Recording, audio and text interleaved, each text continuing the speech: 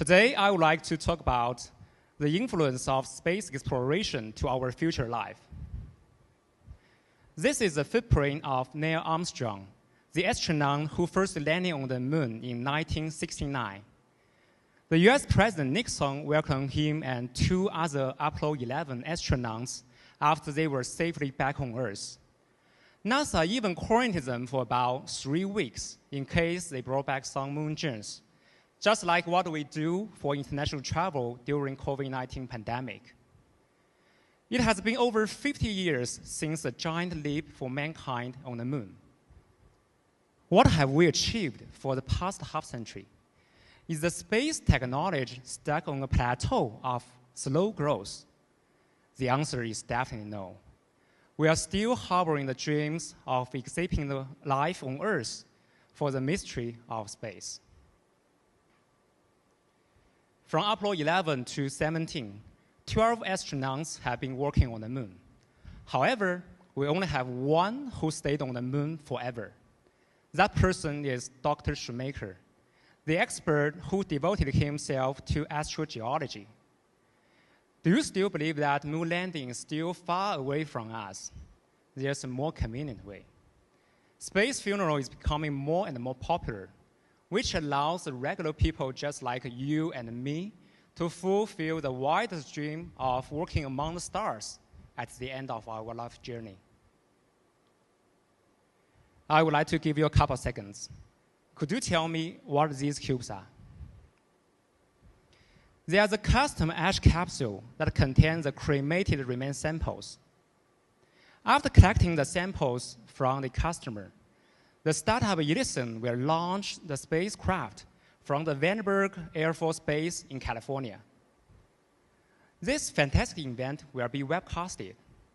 Moreover, friends and relatives are welcome to join the launch viewing and celebrate while the rockets reach into the final frontier.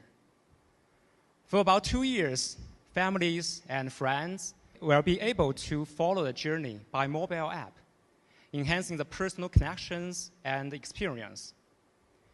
At the last poetic moment, the spacecraft will harmlessly re-enter into the Earth's atmosphere, blazing as a shooting star. Besides the space funeral, space mining is another attractive application. With long been considered as the science fiction, governments are now implementing programs and legislations for space mining.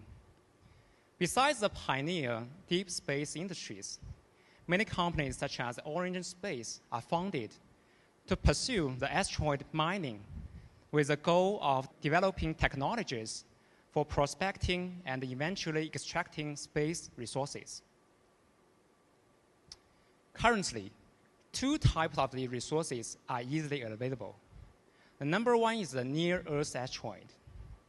For example, the expert calculates an asteroid named 241 Germania can possess 95 trillion US dollar in mineral wealth, larger than the GDP of all the countries in the world. Though it is still far away, but should be within reach in the next century.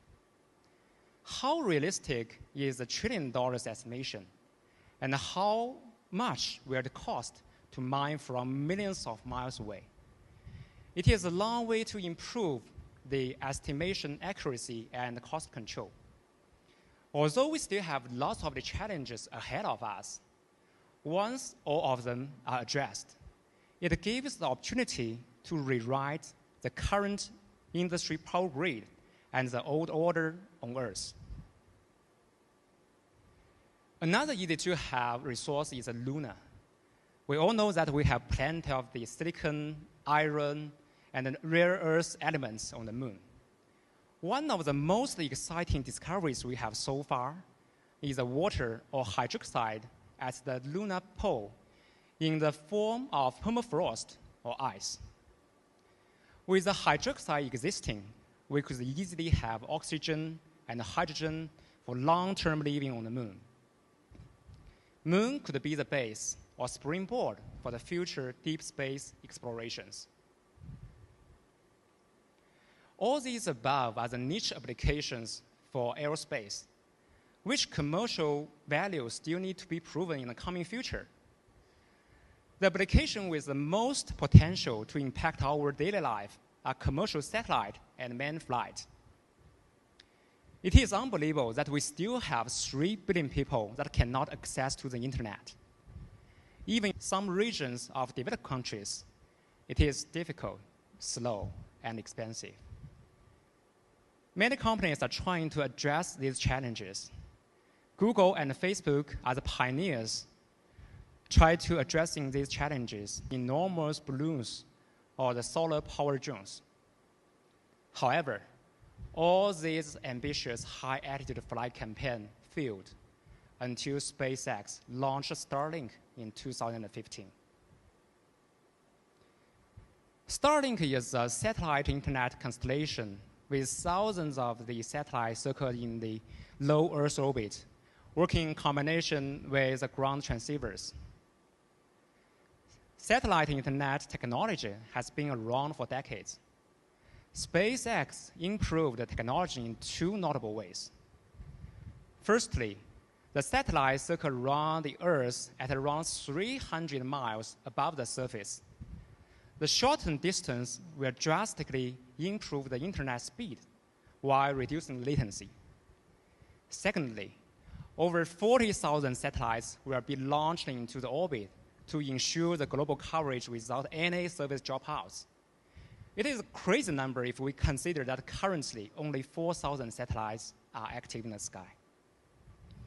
Falcon 9, the rockets with the underlying technology, can make this a reality. With the satellites that stack as a box of the chips, the rockets could easily deploy 60 satellites into the orbit every time. Starlink started the public beta service last October. SpaceX plans on bumping up the download speed to 300 megabits per second with a 20 milliseconds latency. Indeed, the satellite constellation cannot replace the traditional broadband network. However, the huge advantages of the SpaceX Starlink will appear, especially in long-distance communications. For example, from New York to London. The 4,600 kilometers Hibernia Express cable is the optical cable with the fastest speed. Compared with the second fastest Atlantic Crossing 1 cable, 6 milliseconds is saved. Nowadays, thousands of transactions could happen within 1 millisecond. If the Fed announces a 200 basis point reduction of the federal run rate, imagine the time from New York to Royal Exchange will shorten from 65 milliseconds to 43 milliseconds. How many financial organizations and individuals will pay for this infrastructure? Besides satellite constellation, space tourism is another increasingly hot topic. With more and more vehicles such as the Starship being developed, space tourism will be a reality in the coming future. Gateway Foundation, a US company that funded by the former NASA engineers, just announced that it will build the first space hotel to accommodate 100 tourists every week since 2027. This hotel will also offer a range of the holiday accommodation options. The guests will be able to relax in a bar with a photo feature that seems like to defy the physical laws when enjoying the most beautiful sunrise over the Earth. With such a hotel, going to a space will just be an option for people to pick for their vacations, just like going on a cruise or going to Disneyland. All these sounds perfect. How to ensure these initiatives successful? With the development of the technologies and regulations, we still need 2 prerequisite conditions. On the one hand, we need a safe space environment. Currently, over 20,000 debris flow in the Earth's orbit. Most of them are centralized in the low Earth orbit. It is a risk and the challenges for the future satellite deployment and the space explorations. On the other hand, we need a safe and a comfortable vehicle. SpaceX experienced tons of the failures before they successfully launched the Falcon 9 and Starship. However, they claim that they become more and more confident with the data they collected after each launch. Each remarkable milestone is the result of several years of concept, design, and test.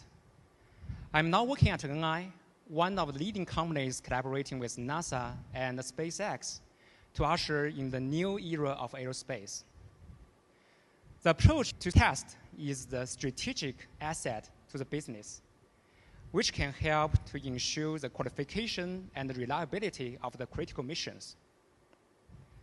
From the hardware in the loop to qualification testing, from launch operation to monitoring the payload in real time, we offer full cycle solutions and tool chains to make this successful.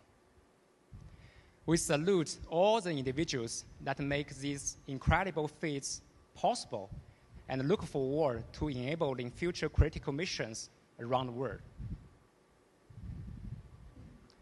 It is now the golden era for aerospace, an industry with high investment and long return cycle. However, space alludes to every one of us. Where do humans come from? Where are we headed? We are the force to make the way to start going. Do not just be a bystander, join and to be a change maker. Perhaps one day in the future, when you look up into the sky and reflecting one of your past beloved or the meaning of life, what will pop up in your mind? Mrs. Caroline, the wife of Dr. Shoemaker, shared her feeling after her husband passed away. She said, "I miss him always. But to this day, I can look up at the moon, imagine him and his rockets there looking down at me. He still lights every single one of my night skies." Thank you.